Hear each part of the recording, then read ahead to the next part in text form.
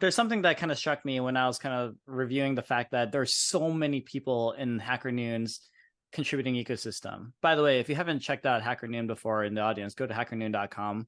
It is one of my favorite sites. I think it's got this great kind of like long form, highly technical like vein that I really get attached to.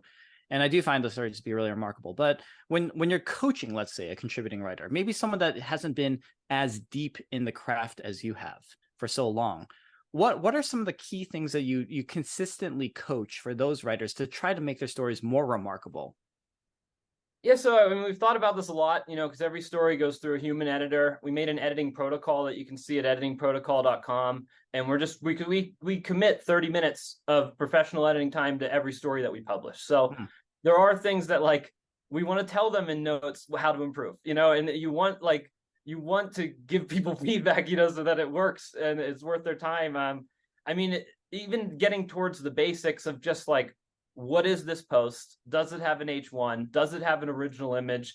And then coming back to the pillars of journalism of who, what, when, where, why, how, and just getting into, okay, ask yourself, read your story again when you're done with it, and then go through those 5 words. Who does it matter for? How does it help? If you're talking about, you just built something new, now you could write a story about how it's built, and other builders like that are interested in, but that may not be your end customer, but it still may be a good post to write.